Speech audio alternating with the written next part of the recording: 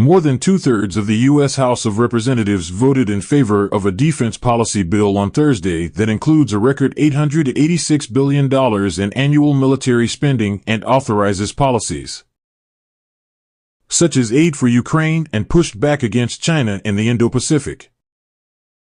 The House backed the National Defense Authorization Act, or NDAA, by 310 to 118, with strong support from Republicans and Democrats.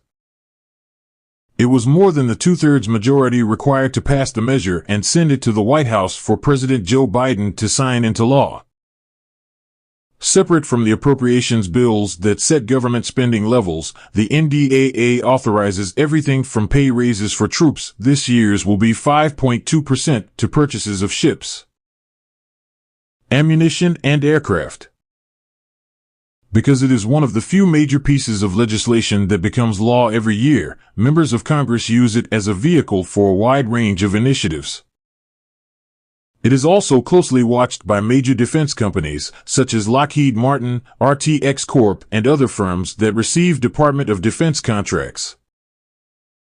The vote for this year's bill, which is nearly 3,100 pages long and authorizes a record $886 billion, up 3% from last year, meant that Congress has passed an NDAA for 63 straight years.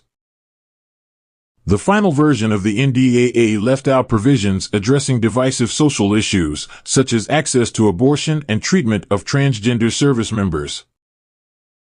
That had been included in the version passed by the Republican majority House over the objections of Democrats, threatening to derail the legislation. The Democratic-controlled Senate backed the NDAA, also with a strong bipartisan majority, 87-13, on Wednesday. The fiscal 2024 NDAA also includes a 4-month extension of a disputed domestic surveillance authority, giving lawmakers more time to either reform or keep the program. Known as Section 702 of the Foreign Intelligence Surveillance Act. That provision faced objections in both the Senate and House, but not enough to derail the bill. The Senate defeated an attempt to remove the FISA extension from the NDAA on Wednesday before voting to pass the defense measure. The House and Senate had each passed their own versions of the NDAA earlier this year. The measure approved this week was a compromise between the two parties and two chambers. The bill extends one measure to help Ukraine, the Ukraine Security Assistance Initiative, through the end of 2026, authorizing $300 million for the program in the fiscal year ending September 30, 2024. And the next one.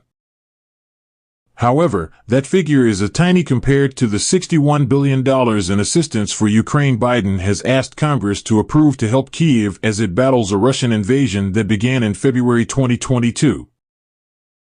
That emergency spending request is bogged down in Congress, as Republicans have refused to approve assistance for Ukraine without Democrats agreeing to a significant toughening of immigration law. Ukrainian President Volodymyr Zelensky met with lawmakers at the Capitol on Tuesday to make his case for the funding requested by Biden, but emerged from the meetings without Republican commitments.